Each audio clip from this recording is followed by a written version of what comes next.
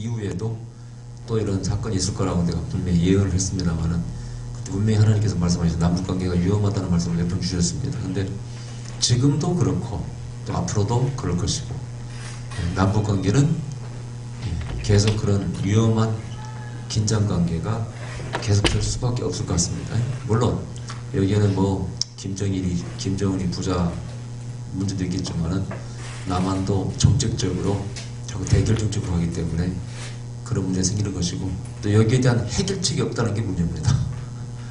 이번에 뭐 미국에서 항모를 보냈습니다만 항모를 보내면 뭐합니까? 일시적으로 위험은 되겠지만은 가고 나면은 치고 빠지는 작전으로 북한이 일관할 텐데 무슨 대책이 있어요 여기에 대해서. 그래서 참 한심한 정부도 한심하고 군도 한심하고 모두 한심하고 방법은 다른 것이 없어. 때때로 비겁하게 보이지만은 로마처럼 때때로 돈으로 평화를 살 때는 사야 되는 것입니다. 안 되는 놈 달리긴 달려야지 그걸 자꾸 팬다고 되는 것도 아니고 팰 수도 없잖아요. 우리 팰 수만 있으면 당장 가서 점령하면 되겠죠. 점령할 수가 없는 거 아닙니까? 그죠? 뉴스에 보니까 뭐 경기도 지역도 뭐 폭격할 것이라고 일본 뉴스가 보도했는데 그것이 사실일지 그렇게 될지 안 될지는 모르겠습니다만 정말 위험한 사태인 건 맞아요. 그리고 북한은 최후의 발악을 하고 있기 때문에 방법이 없습니다. 근데 그걸 남한이 뭘 간과하고 있어요. 위협하면 될 줄 알지만은 위협한다고 될 상황이 아닙니다. 그걸 정확히 인식하고 있어야 되는데 정치인들이 헛소리만 배급해가지 아무 대책도 없으면서 끝나면 보복하겠다. 맨날 끝나면 보복하겠대. 아무 보복도 못하는 주제. 그래서 보통 문제가 아닙니다. 자, 어쨌든 그건 그렇고 앞으로 분명히 더 재해도 지상 이렇게 이제 기도해서 하나님께 그런 소리 주세요. 땅 위에 이런 많은 재해가 더 많이 있을 거라고 말씀하시고 지금 그런 징조들이 보이고 있어요. 제가 이미 다 그런 예언을 했습니다만 유럽에서도 이번에 뭐 눈도 무지하게 불어왔더라고요. 근데 영하 20도까지 내려갔다가 불났대요. 근데 앞으로 그런 징조가 더 나타날 거예요. 말세의 징조가 더 나타날 것입니다. 내가 뭐라고 그랬어요? 돈 빨리 현찰을 잘 준비하라고 그랬죠. 돈 뭐 함부로 쓰지 말라고. 자, 여기 보니까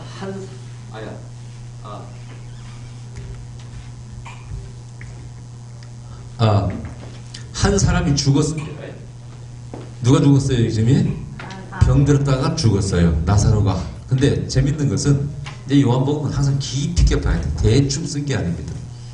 시로 말하면은 고차원적인 시고 여기에 굉장한 어떤 이 요한복음의 저자가 전하고자 하는 메시지가 깊고 심오합니다. 그러니까 요걸 그냥 보면 안 돼. 제가 잠깐 다른 사람들 주석도 내가 보고 했는데 너무 표면적인 것만 다뤘더라고요. 너무 표면적인 것만. 그래서 야, 참 주석이 이렇게밖에 못 쓰냐. 설교도 마찬가지고 뭐 대화의 단절 어떤 걸 좋아하는데 내가 볼 때는 너무 가벼운 얘기예요. 근데 여기에 이 단어 하나가 또 이 사건 앞에 먼저 말씀하고 있는 말씀들이 다 의미 있는 말씀들이에요. 그래서 일단 여기 보니까 이 죽은 사람이 나사로라고 밝히고 있어요. 나사로 어떤 사람이냐? 예수님의 가장 친한 친구 중에 한 사람입니다. 친한 친구, 사랑하는 자다. 주님께서 사랑하는 자라고 말씀하고 있어요. 자, 주님께서 사랑하는 자가 병들어 죽었다 그런 얘기죠. 이게 지금 누구의 메시지입니까? 주님께 사랑받고 있다고 생각하는 여러분들의 이야기입니다. 그래 안 그래요? 네. 주님께서 미워하는 자가 병들어 죽으면 아무 문제가 없는데 주님께서 사랑하는 자가 병들어 죽었다는 데 문제가 있어요. 하나님께서 사랑하는 자가 사랑받는 자가 병들어 죽었어요. 그런 사람 있습니까 없습니까? 예, 목사님도 젊은 나이에 요절을 죽기도 하고 또 능력의 종들이 굉장한 존인보 같은 굉장한 능력을 행하고 모든 사람으로부터 존경받았던 미국 가면은 존인보가 참 모든 영적인 사역자들의 다 존경을 받고 있어요. 근데 그 양반도 오래 못 살고 60대인가 하여튼 돌아가셨어요. 그래서 사랑받는 자가 당하는 때때로 어려움 혹은 죽음 또 근데 그것이 우리에게 뭘 의미하는가 그걸 말씀하고 있고 또 여기에 나사로는 죽었어요 살았어요. 결국은 살아났지 않습니까? 살아난다는 것은, 죽은 자가 살아난다는 것은 굉장한 기적이죠. 그죠? 이건 뭐 상상할 수 없는 기적입니다. 근데 어떻게 그럼 이런 기적이 일어나게 되었는가? 이 모든 걸 다 설명하고 있어요. 자, 봅시다. 여기 보니까 어떤 병든 자가 있으니 이는 마리아와 그 형제 마르다의 촌 베다니에 사는 나사로라. 여기 앞에 두 사람을 이름을 먼저 밝혔습니다. 누굽니까? 마르다와 마리아를 밝혔어요. 왜 이 사람을 밝혔을까요? 이게 여기 핵심입니다, 여러분. 포인트입니다. 마르다와 마리아의 오빠입니다. 네. 아무 사람이 아니라 그런 얘기예요. 그럼 마르다와 마리아가 어떤 사람입니까? 예수님을 끔찍히 사랑하고 섬기는 사람이에요. 내가 말씀드렸죠. 이 베단이라는 곳이 예루살렘부터 한 3km 떨어진 곳이고, 예수님께서 하여튼 절개 들리셨던 곳이 베단입니다. 아마 분명히 이 나사로는 삶도 여유가 있었던 것 같아요. 괜찮게 살았던 것 같아요. 대접도 잘하고. 그리고 예수님도 가난한 집에 들어가셨겠나고, 볼 것도 없는 집에. 네. 가면 대접받아야 되는데, 그죠? 또 예수님 가면 혼자 가셔요. 따라가는 사람도 있고, 이 사람들 대접하려면 못 사는 집에 가면 거들나는 데 살죠. 그러니까 괜찮게 사는 집에 가셨을 거예요, 그죠? 근데 그것뿐이 아니고 왜 이 집에 가셨다고 그랬어요? 바로 마르다와 마리아가 특별한 사람입니다. 마르다는 대접을 잘해요. 음식을 잘합니다. 또 마리아는 바로 예수님 앞에서 아멘 아멘하고 말씀을 잘 듣고 영적인 사람이에요. 마르다는 실천 봉사를 잘하는 사람이고, 그래서 이런 사람이 있는 집에 예수님은 잘 가실 수밖에 없는 것이죠. 목사도 마찬가지입니다. 목사도 똑같아요. 어느 집에 가고 싶겠어요?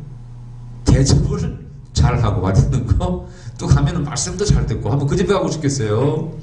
아니면 대접도 잘 못하고 영적이지도 못하고 그런 집에 가고 싶겠냐고. 어쨌든 여러 가지로 예수님께서 기뻐하실 만한 것들이 이 집에 많이 있어요. 특별히 대접을 잘하는데, 여기 보니까 마리아는 어떤 사람이라고 되어 있어요. 뒤에 향유를 주께 붓고 머리털로 주의 발을 씻기던 자요, 병든 나사로는 그의 오라비러라. 300데나리온 넘는 향유 옥합을 깨서 예수님께 바쳤던, 부어드렸던 바로 마리아라는 겁니다.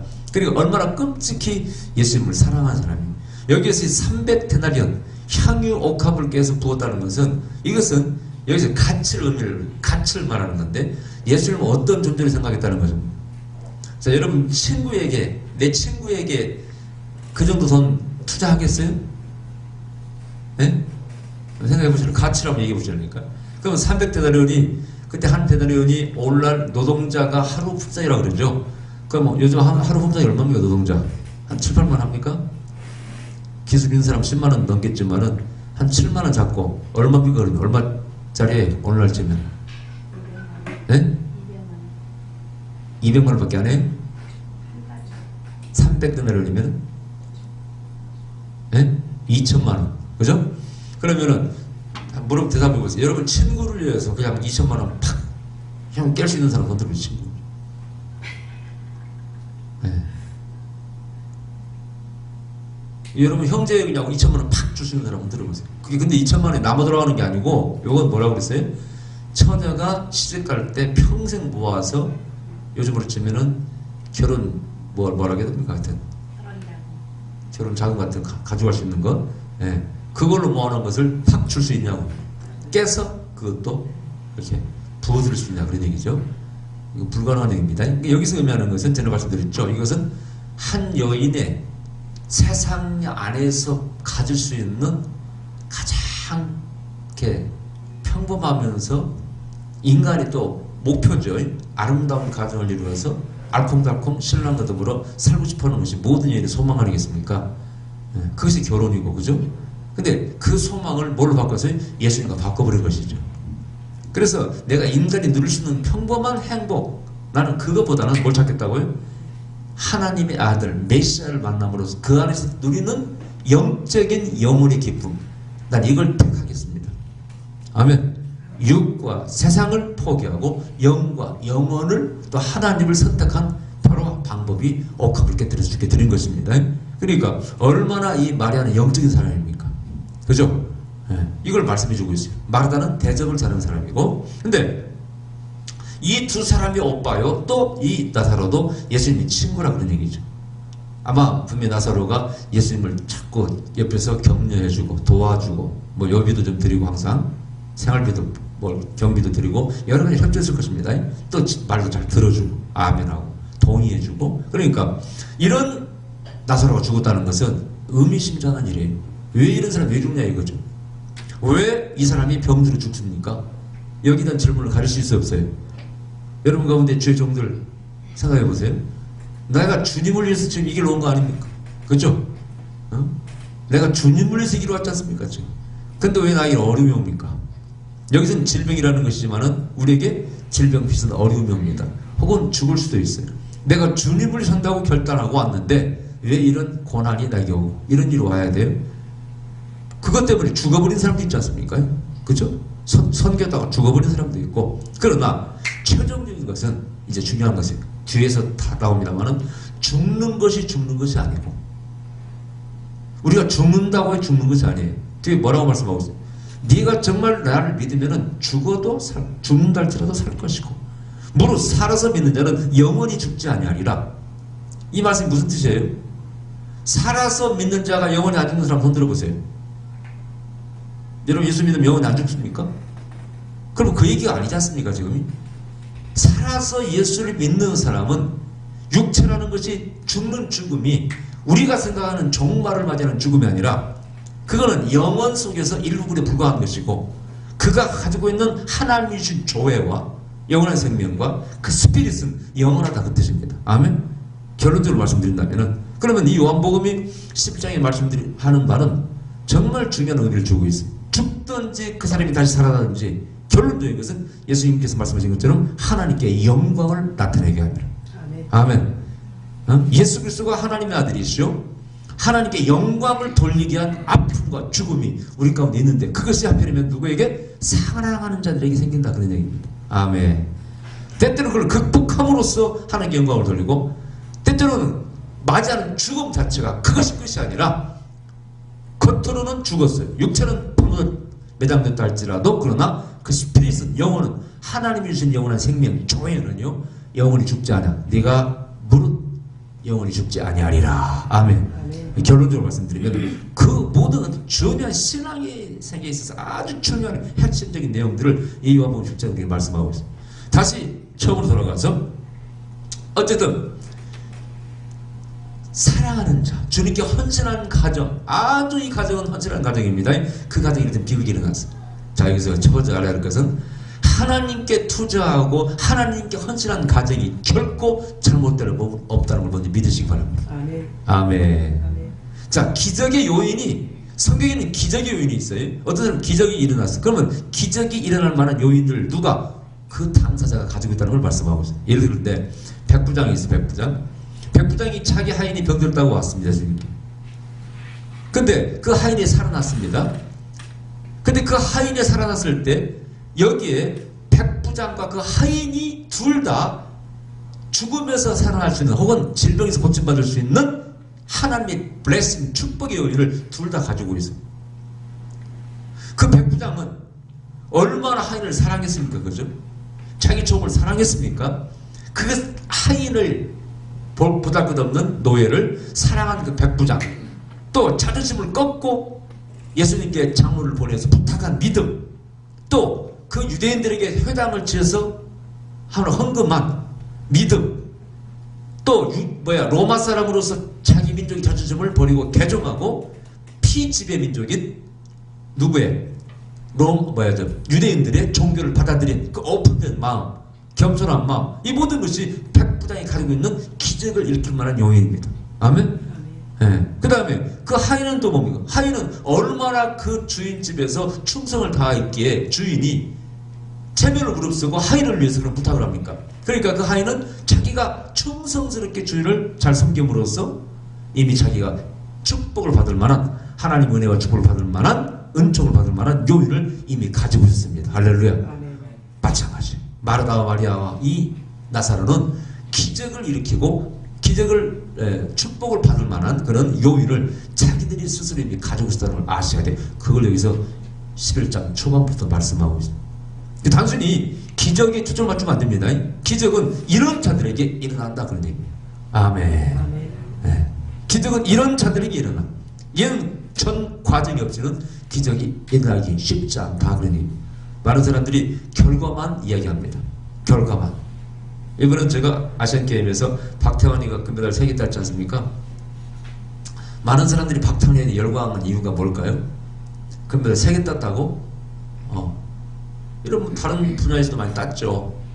그래서 4개 딴 사람도 있고 3개 딴 사람이 있는데 한때 세계선수권에서 미끄러져 버렸어요. 제가 제기할까? 이미 금메달 올림픽에 땄습니다. 그죠? 뭐 돈도 어떻게 벌었을 거 아니겠어요. 그죠? 근데 그런 나태할 만한 많은 요인이 있는데 그걸 극복하고 다시 재기할 수 있을까? 많은 사람이 염려했는데 중국의 굉장한 경쟁자를 물리치고 다시 재기했다고 말이죠. 그 과정이 중요한 겁니다. 다음에 얼마나 연설만 해야 돼? 그래 안 그래요? 얼마나 연설을 많이 해야 그 쟁쟁한 중국의 선수들을 물리치고 다시 금메달을 딸 수 있어요. 그것이 대단하다 그런 얘기입니다. 단거리수도 마찬가지고. 그러면 그 금메달보다 더 중요한 것은 과정이 더 중요합니다. 할렐루야. 이도 마찬가지예요. 나사로가 살아났다는 것만 초점 맞추면 여러분 영원히 실패자가 됩니다. 영원히 불만자가 돼. 불만자. 아니 누구는 살아났는데 나는 왜 죽어? 여러분 그렇게 말이 안 돼요. 누구는 살아났는데 나는 죽습니까? 누구는 이렇게 잘 됐는데 나는 왜 죽을 수 있고 나는 안 됩니까? 그런 말 해야 안 돼요. 많이 하지 않습니까? 그리고 많이 해. 저도 마찬가지예요. 누구는 산삼뿌리 먹고 누구는 무뿌리 먹나? 항상 그런 얘기야. 그러나 한 가정, 한 인간, 한 삶 그걸 본인의 삶뿐만이 아니라 부모까지 커서 올라가면은요 어우 이 사람 복 받을 만하네. 그런 사람이 있어 없어요? 많습니다. 어떤 사람은 그 부모의 신앙 때문에 자식의 복을 받아. 그죠? 그래 그 부모까지 올라가면은 나는 정말 보잘것. 저는 솔직히 그렇습니다. 저희 가정에 저희 부모님은 예수님을 뭐 늦게 믿으셨고 과거에 헌신한 것도 별로 없었기 때문에 어머니 아버지 때 가면은 신앙적으로는 전혀 자랑할 게 아무것도 없어요. 쌓은 게 없어요. 쌓은 게. 네. 심은 대로 거두리라. 심은 게 없습니다. 여기도 마찬가지입니다. 그래서 기적만 바라보지 말고 이 앞에서 지금 말하고자 하는 저자가 왜 여기서 마리아와 마르다를 먼저 얘기했으며 또 옥합을 깨뜨린 얘기를 얘기했고 그 마르다는 대접자에게 하기를 좋아했던 마르다라는 것을 밝혔고 사랑하는 자, 이 나사로가 예수님께 사랑하는 자, 온 가족이 예수님을 섬겼고 사랑하는 자들이었다. 그 가족이었다는 것을 밝히고 있는가를 먼저 알고 여러분이 이 본문을 이해하려고 해야 됩니다. 할렐루야. 자, 그 다음에 여기 보니까 3절에 보니까 이에 그 누이들이 예수께 사람을 보내어 가로되 주여 보시옵소서 사랑하시는 자가 병들었나이다 하니 예수께서 들으시고 하시되 이 병은 죽을 병이 아니라 하나님의 영광을 위하며 하나님의 아들로 이를 인하여 영광을 얻게 하려 함이라 하시더라. 아멘. 자, 이것은 이제 성경의 패턴입니다. 하나님의 영광이 어디서 나타나느냐? 모든 것이 화려하고 풍성하고 넘치고 큰 집 화려한 곳에서 나타나는 게 아니라는 것이죠. 항상 하나님의 영광은 나무도 없고 풀도 없는 광야에 나타납니다. 신의 산 정상에 나타나. 할렐루야. 거기 물도 없고 나무도 없는 거기에 하나님의 영광이 나타나. 이게 성경의 원리입니다. 이게 뭐냐? 다시 우리 실질적으로 우리 적용시키면은 바로 우리가 어렵고 힘들 때 아주 죽어라 할 때 다 모든 걸 포기했을 때 그때 하나님의 영광이 나타나더라 그러니. 자, 구약에 저 유명한 사렙다 과부 얘기를 가봅시다. 하나님께서 엘리야를 저 그리시네가에 보내서 가뭄이 들었을 때 훈련을 시켜요. 그걸 제가 영성훈련이라고 그랬죠. 비가 안 옵니다. 물이 없을 때 그리시네가로 가서 거기서 물을 마시게 하고 까마귀가 공급하는 떡과 고기를 먹게 하면서 그 가뭄을 이기게 하고 거기서 영성훈련을 시킵니다. 때가 되니까 하나님께서 엘리야를 어디로 보내요? 너는 가장 가난한 시돈, 그것도 우상숭배를 가장 많이 하는 바알과 아세라를 섬기는 그 메카, 거기 어디냐? 이세벨의 고향입니다. 이세벨의 고향, 우상을 가장 많이 섬기는 곳, 그 중에서도 가장 가난한 과부한테 가는 것입니다. 그때 인간 엘리야는 얼마나 실망했을까요? 이때 모두가 죽으라 할 때 하나님께서 기적적으로 역사하시기를 부잣집 과부한테 보내가지고 먹고 저녁에 있으면 얼마나 좋았을까. 그러나 가장 가난한 과부한테 보내가지고 너는 가서 그 과부를 어떻게 만들라고요? 부자로 만들어버리라. 아멘. 바알신도 못하고 아스라신도 못하는 아무 신도 못하는 그 일을 너는 내 능력을 가지고 가서 그를 부자로 만들어버리라는. 그래서 그가 부자가 됨으로써 하나님의 영광, 나의 영광이 나타나게 되고 저들이 나를 믿게 되고 아멘. 바로 바알과 아세라를 떠나서 저들이 나에게 돌아오게 될 것이다. 그게 하나님의 방법입니다. 여기도 마찬가지. 나사로는 죽어야 돼. 죽어도 며칠간 이제 나흘까지 기다려야 돼. 왜 그럴까요? 주님께서 죽으셨다는 얘기를 듣고도 안 오셨어요. 이틀 더 머무셨습니다. 나흘을 채우고 나흘 만에 오셔요. 그건 당시 유대인들의 사상과 연결되어 있습니다. 사람이 죽으면은요 3일 정도는 영원히 바로 떠나지 않고 그 시체를 맴돈다는 서성인다는 그런 사상이 그들에게 있어요. 이게 그들만 있습니까? 우리도 있어요. 여러분 사모제가 왜 사모제를 지내는지 아세요? 모르고 다 사모제 하죠? 내가 물어봤어요. 우리 작은아버지한테 옛날에 살아계실 때 아니 왜 사모제를 지키는지 내가 모르겠다고 그랬더니 그분은 뭐 크리스찬도 아닙니다. 우리 작은아버지 당시 교회도 안 다니셨는데 그건 사람이 죽었다 깨날 수도 있기 때문에 그렇다고 하더라고요. 네. 죽었다 깨날 수도 있기 때문에 돌아보는 거래. 그게 사모제라고 하더라고요. 네. 우리 어른들이 하시는 말씀이에요. 근데 그것이 다 사상이 비슷합니다. 다시 영혼이 들어갈 수가 있어요. 네. 그 영혼이 막 슬픔을 배회한다잖아요. 어쨌든 그런 사상이 있어요. 근데 나흘째 된 날은 이제 떠나가고 없어. 완전히 죽었다 그런 얘기입니다. 그래서 완전히 죽은 나사로를 살려야 바로 예수님이 누구? 하나님의 아들이심을 메시아임을 나타낼 수 있기 때문에 예수님은 더 기다리라는 거예요. 자 그러면 여기서 우리 또 3절 적용하면은요 여러분들이 완전히 죽기까지 하나님은 기다리신다는 거 그걸 아십니까? 아멘. 아멘. 귀 있는 자는 깨달을지어다. 완전히 죽기까지 하나님 기다리죠. 그래 내가 조금이라도 살아있으면은 하나님은 움직이지 않는다는 거. 그래서 물에 빠진 사람 구하는 얘기 들으셨죠? 아시죠? 네? 물에 빠진 사람 구할 때 어떻게 한다 그러죠? 완전히 3번 빠졌다가 꼬르륵 빠졌다가 다시 올라오고 흡석흡석 올라오고 또 꼬르륵 빠졌다가 올라오고 3번 올라온 다음에 죽는다고 그런 말이 사실인가 모르겠어요. 그런 말이 있지 않습니까? 근데 구하는 사람이 물론 요즘 실력 있는 사람들이야 가서 바로 구하겠지만은 옛말에 그런 말이 있어요. 그 물속에 빠진 사람이 얼마나 힘이 세다 그래요. 뭐라도 꽉 참다잖아요. 살려고 잡히면 죽는다는 거 아니겠습니까? 그래서 3번 꼬르륵 다시 빠질 때까지 완전히 힘 빠질 때까지 옆에서 헤엄치고 있다가 빠진 다음에 그때 다리 잡고 나오라는 걸 아마 들으셨을 거예요. 자 마찬가지로 우리가 어려울 때 힘들 때 물론 우리 기도합니다. 기도하는데 하나님께서는요 거반 다 죽을 때까지 100% 완전히 하나님 의지할 때까지 하나님 기다리신다는 것이죠. 그래서 내가 살아있고 의지가 살아있고 생각이 살아있고 계획이 살아있고 수단이 살아있고 내가 지금도 뭐가 막 모사를 꾸미고 계획하고 있다면 절대 하나님은 역사하지 않는다는 것. 저도 과거에 그런 걸 몇 번 체험했습니다.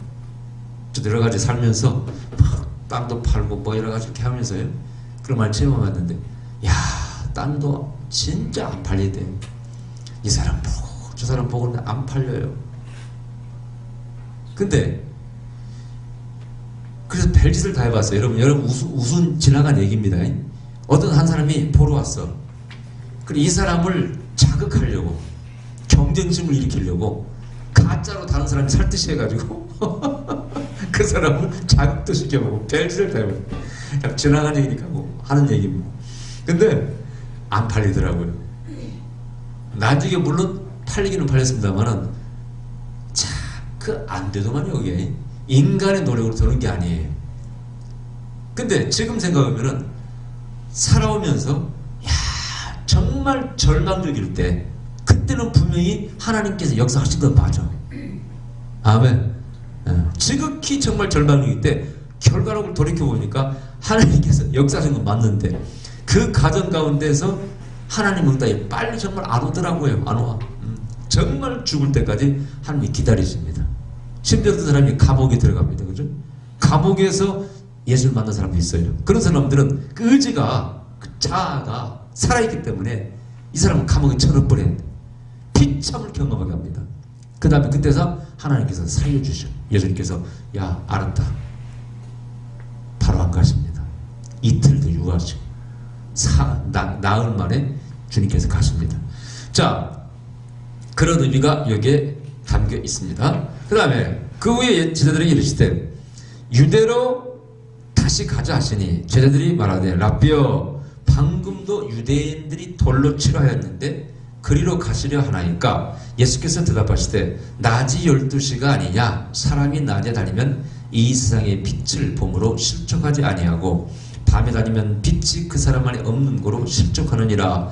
계속해서 여기 말씀이 반복되는데 이것은 뭘 말씀하고 있는 것입니까? 한 인간을 향한 하나님의 계획, 사명을 말씀하고 있고 사명이 끝나기 전에는 죽지 않는다. 아멘. 예. 하나님께서 사람을 쓰고자 할 때 그 일을 마치기 전까지는 결코 그 사람을 하나님께서 버리지 않는다. 이런 사상이 담겨 있습니다. 또 하나는 하나님께서 어때 은혜를 축복을 부어줄 때가 있습니다. 그때 축복을 받고 성령의 능력을 받고 기름 부음을 받고 일을 해야지 그 촛대가 옮긴 다음에는 영을서 받지 않는다는 것이죠. 지금은 여기에서 하나님 아버지가 일하시기니까 왜? 나의 사명을 다 이루시기 위해서 일하고 있으니까 나는 결코 죽지도 않고 연멸 필요가 없다는 이런 어떤 아주 심오한 그런 사상이 담겨 있어요. 사실 그렇지 않습니까? 예수님께서 언제 돌아가셔야 돼요? 6월절 돌아가셔야 돼요.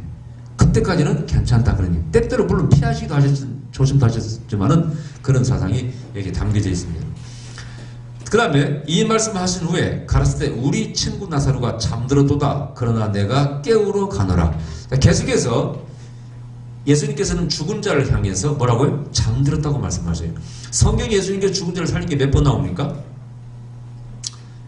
회당장 야이로의 딸을 살리시고 또 나인성 과부의 아들을 살리시고 여기 나사로 3명을 살린 걸로 되어 있습니다. 근데 주님께서는 항상 잠들었다 이렇게 말씀하셔요. 여기는 또 중요한 의미가 있습니다. 하나님께서 보시는 것과 우리가 보는 것은 다르다는 얘기죠. 우리가 볼 때는 죽었습니다. 그러나 하나님께서 볼 때는 잠들었다고 말할 수 있어요. 왜 그럴까요? 하나님에게는 한계가 없으시고 우리에게는 한계가 있기 때문에 그렇습니다. 그렇다면 이것을 실제 우리의 삶 속에 적용하면은 어떤 사람은 실패했다, 끝났다 말할 수 있어요. 그죠? 어떤 심각한 범죄를 짓습니다. 어떤 이유 때문에 당신이 이제 끝났어. 우리 그렇게 말합니다. 그러나 하나님께서는 절대 끝났다는 말씀하지 않으셔. 그 사람을 다시 어떻게? 일으켜 세우십니다. 다시 사용하십니다. 그게 바로 하나님과 우리의 차이점이에요. 하나님은 한계가 없으시기 때문에. 내일 오늘 밤인가 나사에서 지금 중대한 발표한다고 그래서 저도 뭘 발표하나 궁금하게 바라보고 있습니다. 그게 우주에 생명체가 있다고 그럴 것이다 하던 사람들이 그렇게 예측하기도 하고 그런데 그래서 제가 늘 설교했죠. 우주에 생명체가 있든지 없든지 그것이 하나님과 아무 관계 없다고. 많은 사람들은 지구 안에만 생명체가 있어야 된다고 생각하는 사람들이 있어요. 그것은 우리의 생각이지 하나님의 생각과는 다른 것입니다. 아멘. 성경 안에도 우리의 생각이 많이 담겨 있어요. 인간의 생각. 그래 안 그래? 태양이 돈다는 사상 같은 거, 태양이 멈춰라, 태양아 멈춰라 이런 것은 그건 그 당시 사람들의 사고의 한계입니다. 지식의 한계인 것이지 하나님과는 관계없는 것입니다. 그렇게 그들에게 보였을 뿐이에요. 사실은 뭐가 멈춰요? 지구가 멈춘 건데 그들 눈에는 뭐가 멈추는 게 보여요? 태양이 멈추는 보인 것뿐이죠. 그런 한계를 가진 분과 한계를 가지고 있지 않은 분의 차이. 우리는 한계를 가진 사람들이죠. 그죠? 그러니까 우리가 볼 때는 그렇게 보일 뿐입니다. 그래서 성경을 다시 우리 해석해야 되고 시대가 변하면 시대에 맞게 성경을 해석해야 됩니다. 아멘. 창세기부터 시작해서 모든 것이 해석이 바뀔 수도 있는 것입니다. 여러분. 다만 바뀌지 않는 것은 뭡니까? 하나님은 존재하신다는 거. 할렐루야. 그분은 창조하시라는 거. 왜? 우리는 그분을 늘 체험하니까. 그분의 음성을 들으니까. 그분의 음성을 듣고 체험하는 사람에게 과학적인 이유를 들면서 없다고 그러면 돼? 말이 되는 것입니까? 그래 안 그래요? 말이 안 되는 얘기예요. 자, 그래서 예수님께서 잠들었다 하는 것, 이 말씀은 내가 다시 이 사람을 깨우면 돼. 그는 새로운 삶이 주어지고 이 사람은 새로운 삶을 살아갈 수 있습니다. 너희들에게 이게 한계처럼 보여. 죽으면 끝나는 것처럼 보여. 그러나 나는 다시 살려서 그 사람을 쓸 수가 있다. 그래서 무한한 끝이 없는 희망을 하나님 우리에게 주시는 것입니다. 아멘. 여러분, 이스라엘 백성이 저 애굽에 붙잡혀 있을 때 누가 감히 그들을 끄집어낼 수 있을까요? 누가 그 강대한 제국이었던 애굽의 노예가 되어서 거기서 지금 부려먹히고 있는 그들을 어떻게 구해낼 수 있어요? 어떻게 데리고 나올 수 있어요? 그건 바로 죽음입니다. 절망입니다. 100% 불가능이에요. 죽음이라는 것은 우리에게 뭘 의미하는 거예요? 100% 불가능을 의미합니다. 예. 그래서 그 애굽의 노예였던 이스라엘 민족도 100% 불가능입니다. 그럼 어떻게 그들은 나올 수 있어요? 인간의 힘으로는 안 되지만 하나님은 가능합니다. 할렐루야. 예. 이번에 박세희가 보니까 그 2002년 2022년 월드컵 지원 연설하더라고요. 월드컵 made the impossible possible. 듣기가 좀 어려운 말이에요. the impossible 불가능한 것이라고 그 말이고 possible 가능한 그 뜻입니다. 그래서 월드컵이 자기 삶에 있어서 또 월드컵이 주어가 썼던 거 모르겠는데 하여튼 동사는 맞아요. made the impossible possible. for his life. 그 생에 있어서 월드컵이 불가능한 것을 가능하게 만들었대. 여러분 하나님께서는 여러분의 인생을 불가능한 것을 가능하게 만드십니다. 할렐루야. 여기서 분명히 죽었다고 인간은 말하지만은 하나님 뭐라고요? 잠들었다. 그 이유는 뭐예요? 다시 깨우면 되니까. 할렐루야. 저는 100% 그 말씀 믿습니다. 저는 항상 제 안에서 불가능한 것을 하나님께서는 가능하게 하신다는 걸 믿고 있어요. 아멘. 그래서 모든 걸 도전하는 것입니다. 왜 그렇게 많은 걸 합니까? 다들 무슨 사람이죠? 나는 내 안에 있는 모든 가능성을 다 찾아보고 그걸 하나님 안에서 가능하게 만들 수 있다는 걸 보여드리고 싶고 하고 싶어요. 할렐루야. 여러분 찾아보시기 바랍니다. 그게 여러분 안에 다 있습니다. 하나님은 그걸 다 가능하게 만드셔요. 자, 그 다음에 드디어 예수님께서 오셨어요. 이미 나으리라. 17절에 베다니는 예루살렘에서 가깝기가 한 오리쯤 되매 많은 유대인이 마르다와 마리아에게 그 오라비의 일로 의문하러 왔더니 마르다는 예수 오신다는 말을 듣고 곧 나가 맞대 마리아는 집에 앉았더라. 여기에서 마르다와 마리아의 성품을 엿볼 수가 있죠. 마르다는 항상 봉사를 잘하는 사람이라 부지런하고 바쁩니다. 얼른 쫓아나가겠습니다. 아이고 오빠 오셨냐고 다시 인사를 꺼버갑니다. 근데 마리아는 집에서 안 나와. 왜 안 나올까요? 마리아는 생각이 깊은 사람이에요. 에? 영적이면서 동시에 생각이 깊은 사람. 제가 볼 때는 마리아가 분명히 예수님께서 오셔도 별 볼 일 없다. 끝났다고 생각했을 겁니다. 지금 이것은 제가 볼 때 마리아의 절망을 보여주고 있습니다. 그러면은 마리아는 영적인 사람 아니에요? 그 향유를 깨서 부을 정도로 믿었던 사람 아닙니까? 자들 절망하고 있어요. 뒤에 대답이 나오잖아요. 네 오라비가 살 것이다 했을 때 뭐라고 했어요? 둘 다. 왜? 살 줄 믿습니다. 언제? 마지막 때. 둘 다 절망한 사람이에요. 여기 마리아는 부지런히 쫓아나갔지만 이 사람도 절망한 사람이고 뒤에 뭔가 지금 앉아있고 집에 생각하는 이 사람 마리아도 좀 절망한 사람이에요. 이게 누구의 모습입니까? 바로 우리들의 모습입니다. 부지런히 봉사하는 당신, 열심히 기도하는 당신, 둘 다 이런 위태하고 정말 납득하기 어려운 상황이 오면은 모두가 다 100% 어떻게 된다고요? 절망한다 그 뜻입니다. 그런 절망자의 모습을 보여주고 있습니다. 여러분들이 교회 신앙생활 할 때 부지런히 봉사하는 사람들, 열심히 기도하는 사람들, 나는 신앙 있다고 착각하지 마시기 바랍니다. 여러분들이 어려움이 처음에는 여러분도 다 그렇게 됩니다. 저는 실제 미국 가서 그 어떤 권사를 만난 적이 있는데 그 사람은 난소암 걸려가지고 이제 말기야 죽음을 기다리고 있는 분이었습니다. 그분을 만났는데 그분이 그러더라고요. 자기는 옛날 박태선 그 이단이 된 박태선 장로가 한참 처음에 이단 아니었을 때 그때 그 사람을 따라다녔대. 그때 자기는 그 박태선 집회에 가서 막 진짜 안진뱅이 일어나는 걸 봤답니다.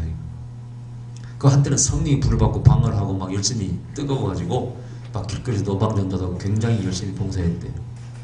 근데 자기가 난소암에 걸려서 이제 말기가 되니까요. 그때 믿음이 다 사라져버렸대. 어디까지? 하나님이 정말 계시나 안 계시나? 네. 하나님이 정말 계시나 안 계시나? 믿음이 안 생겼네. 그 정도까지 됐대. 여러분 테레사 손녀가 뭐 썼다는 편지 가운데 그런 편지가 있었다고 그랬죠? 때때로 정말 신의 존재에 대한 그런 불확신이 있다는 것이죠. 그러면 테레사 손녀가 열심히 봉사했다는 건 뭡니까? 100% 믿음에서 나오는 게 아니에요, 여러분. 그래서 이 마르다나 마리아가 그렇게 열심히 주님을 섬기고 또 향유까지 깨뜨려 드렸던 분이지만은 오라비가 죽어버린 현실 앞에서는 그들도 예수님을 정말 메시아로 하나님 아들로 못 믿었다는 증거입니다. 그래 안 그래요? 그런 모습을 보여주고 있어요. 자, 그때 예수님께서 말씀하십니다. 21절을 보니까 마르다가 예수께 여짜오되 주께서 여기 계셨다면 내 오라비가 죽지 아니하였겠나이다. 그러나 나는 이제라도 주께서 무엇이든지 하나님께 구하시는 것을 하나님이 주실 줄을 아나이다. 예수께서 가라사대 네 오라비가 다시 살리라. 마르다가 가로되 마지막 날 부활에는 다시 살 줄을 내가 아나이다.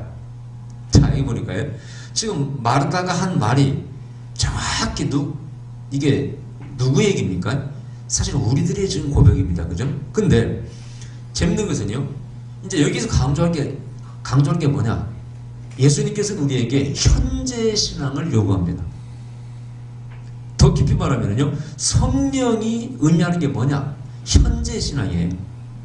여러분, 요한복음 14장의 17절에서 예수님께서 보혜사 성령을 소개할 때 뭐라고 그랬어요? 성령이 너희 가운데 거하시고 곁에 거하신다고 그랬어요. 그리고 파라클레토스라는 말은 곁에 와서 돕는 자라고 그랬어요.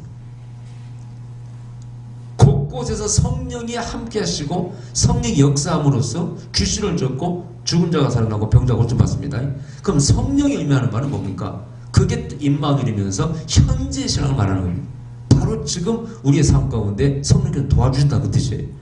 그럼 여기 예수님도 마찬가지예요. 너희가 나를 믿냐? 정말 믿으면 죽어도 살 것이고 무릇 살아서 믿는 자는 영을 죽지 않을 것이다.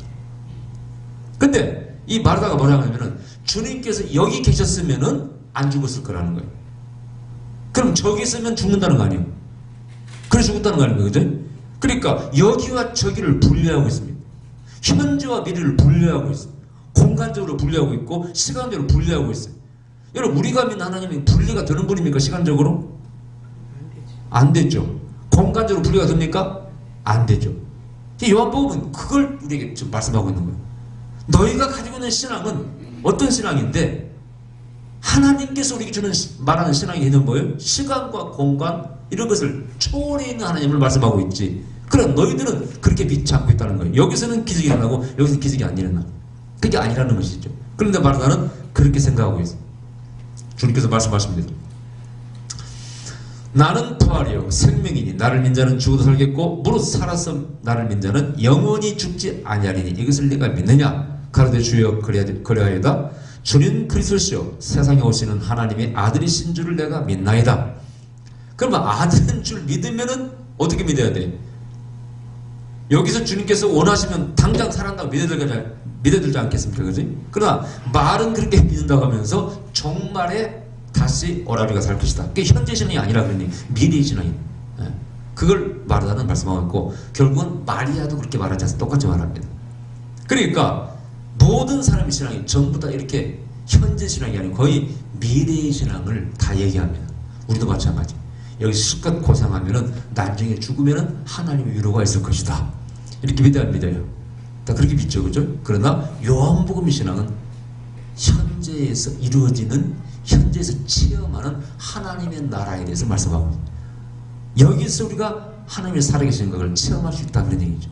근데 이게 물론 쉬운 것은 아닙니다. 저도 이렇게 말하고 있지만 그럼 제가 다 체험하고 있느냐? 체험하는 것도 있지만은 체험하지 못한 것도 많이 있습니다. 저도 바울처럼 몸이 안 좋을 때 하나님 기도합니다. 주여, 내가 명색이 성령운동하고 명색이 영성가인데, 명색이 내가 한국에서 그렇게 이름난 영성가고 예언자인데, 주여 나의 질병을 고쳐주시고 나도 좀 이런 걸 좀 내가 할 수 있는 것도 있지만은 뭐 남이 못하는 예언다고 하지만은 좀 이것도 좀 나에게 주십시오 하는데 하나님이 안 들어준 것도 많습니다. 그럼 나도 좌절하고 절망할 때가 있어요. 근데 다행인 것은 바울에게서 위로를 받아. 바울도 자기도 그렇게 기도했지만은 하나님이 안 들어주는 게 있어요. 그래 안 그래요? 여러분, 제가 저번에 나일 목사를 만나뵀는데 그분을 보니까 교회도 크게 잘 지으셨더라고. 다른 사람 죽은 자도 살려. 그분 감정에 죽은 자도 살렸다는 감정이 많은데 제가 듣기로 그분 따님도 돌아가셨다는 얘기 들었어요. 어떻게 설명하겠습니까? 여러분 신학자들이 대해서 한번 설명해 보세요. 저 유명한 영국의 주석가 바클레이 박사가 쓴 글이 있어요. 그 사람 똑같아. 자기가 성경의 박사입니다. 주석을 썼으니까 얼마나 바클레이 주석이 좋습니까? 근데 그 사람이 쓴 글에 이런 게 있어요. 참 예쁜 자기 딸이 있었어요. 착하고 너무 아름다워. 약혼자와 더불어 강에서 배를 이렇게, 이거 뭐라고 합니까? 뻗어놀이다가 불에 빠져 익사해 죽었어요. 자기가 신학자, 남들이 자기가 신학자라고 합니다. 그리고 웬만한 건 다 상담을 해줍니다. 그런데 지금도 알 수 없고 영원히 알 수 없는 바로 수수께끼. 왜 그렇게 착한 자기 딸이 죽어야 되냐 이거죠. 내가 볼 때는 간단해. 누구나 실수하면 죽어. 누구나 죽는 겁니다. 조금만 실수하면 죽고 병을 죽는 것이 사실은 하나의 법칙인데, 근데 본인은 그렇게 생각하네. 왜 그렇게 순수하고 아름다운 자기 딸이 죽어야 되냐? 이 고민하고 있는 거예요. 여러분 이게 다 모든 사람의 고민입니다. 그죠? 네. 자, 어쨌든 주님께서는 현재의 신앙을 말씀하고, 그런 사람도 있지만 분명히 또 사랑하는 사람도 있습니다. 아멘. 앞에서 사랑하는 사람도 있습니다. 그것은 하나님께 맡기는 것이고, 분명한 것은 주님께서는 현재의 신앙, 천재 체험하는 하나님의 나라, 그것을 위해서 말씀하고 있습니다. 다 이루는 아니죠, 그죠? 네. 자, 그러나 말은 그렇게 하지 않습니다. 하나님 아들이라고 믿는다고 고백을 합니다. 이 말하고 돌아가서 가만히 그 형제 마리아를 불러 말하되 선생님이 오셔서 너를 부른다 하시니, 마리아가 이 말을 듣고 급히 일어나 예수께 나아가매 예수는 아직 마을로 들어오지 아니하시고 마르다에 맞던 곳에 그저 계시더라. 마리아와 함께 집에 있어 이루하던 유대인들은 그의 급히 일어나 나가는 것을 보고 곡하러 무덤에 가는 줄로 생각하고 따라가더니, 마리아가 예수 계신 곳에 와서 보이고 그 발 앞에 엎드려 가로되 주께서 여기 계셨다면 내 오라비가 죽지 아니하였겠나이다. 똑같은 마르다와 같이 얘기를 합니다. 예수께서 그의 우는 것과 또 함께 온 유대인들의 우는 것을 보시고 심령에 통분이 여기시고 민망히 여기사. 자, 여기까지 이제 오늘 말씀하고 그 다음에는 다음 주 하겠습니다만은, 자, 여기 보니까 예수님께서 통분이 여기셨다고 그래요. 통분이. 이 통분이 이유가 있어요. 몇 가지 이유가 있어요. 첫 번째, 왜 통분이 오셨을까요? 왜? 첫 번째는요, 죽음에 대한 통분, 죽음. 여러분, 죽음이 바울이 뭐라고 고백했습니까? 사망 안에 쏘는 것이 무엇이냐? 그러니까 예수님을 무덤 속에 가둬버린 것도 죽음은 끝났다고 생각해서, 아까 말씀드린 것처럼 100% 절망입니다. 인간을 누르고 있는 100% 절망이에요. 근데 이 절망이 어디서 온 거예요, 사실은? 죄에서 왔지 않습니까? 그래요. 네, 죄에서 왔어요. 인간의 죽음은 저 창세기 죄에서 왔어요. 죄로 말미암아 죽을 수밖에 없는 인간, 그것에 대해서 주님은 통분하고 있어요. 자, 여기서 좀 확대시켜 보면은요, 인간이 맞이하고 있는 모든 좌절과 절망, 이것은 하나님이 통분히 여기는 것입니다. 이게 무슨 얘기입니까? 인간이 맞이하고 있는 모든 좌절과 절망은 죄에서 온 것이고, 여기에 대해서 하나님은 통분히 여기셔. 만일 죄를 짓지 않았다면은 인간은 에덴 동산에서 영원히 살 수 있다, 그런 얘기입니다. 그 영원히 살 수 있다는 건 단순히 생명을 말하는 것이, 수명을 말하는 것이 아니라 인간이 누릴 수 있는 모든 하나님이 허락한 축복을 누리고 할 수 있다, 그런 얘기입니다. 근데 죄로 말미암아 모든 것이 어떻게 됐어요? 전부 다 제한됐다는 얘기입니다. 그 제한 속에 살아가는 인간, 그건 원래 하나님의 창조의 목적도 아니고 목표도 아니고 바라는 바가 아니라, 그런 얘기죠. 여러분들이 하나님의 창조에 바라는 바 안에서 살지 못하는 그것이 하나님을 통분히 여깁니다. 이게 다른 말로 하면은, 여러분이 아들을 낳았어요, 자식을 낳았어요. 이러면 IQ가 막 한 200 됩니다. 에? 인물 잘생겼어. 그럼 얘가 뭘 하고 살아야 돼? 뭘 하고 살아야 돼? IQ가 막 200은 또 너보다 그렇다 치고 한 150년 되라고 칩시다. 공부도 잘하고 똑똑하고 말도 잘하고 더 잘하는데 그럼 뭘 하고 살아야 돼? 그럼 얘기해보세요. 자식이 그렇게 잘났으면 뭐 하고 살면 좋겠어요? 에? 뭐 여러분 생각할 때 뭐 대통령이 되든지 그냥 판검사가 되든지 그냥 뭐가 되든지 살아야 되지 않겠어요? 그래, 안 그래요? 근데 가서 저 칠통질문조 노가다 판 일하고 있어. 그럼 여러분 마음 통분하면 생겨 안 생겨? 생겨요. 그게 바로 하마르테라는 관역에서 벗어난 겁니다. 그게 죄라는 거예요. 하나님의 창조의 그 목적, 목표를 벗어났다 그런 얘기예요. 지금 왜 인간이 여기서 죽음 때문에 슬퍼하고 그래야 돼? 죽음이 가져오는 이별 얼마나 아픈 겁니까? 얼마나 아파. 두 번째는 그거 이제 죽음이 주는 아픔이 있어요. 인간에게 좌절감입니다. 여러분은 안 당해봤으면 몰라.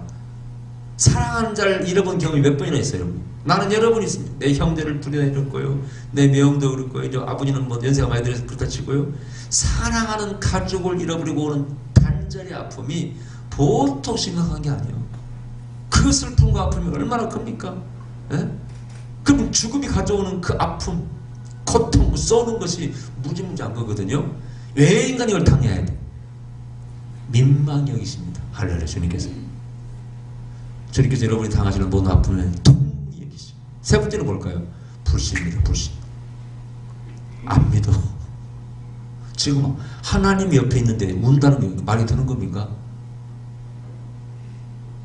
여러분, 아들이 빚이 져서 1억 좀 줬어요. 1억.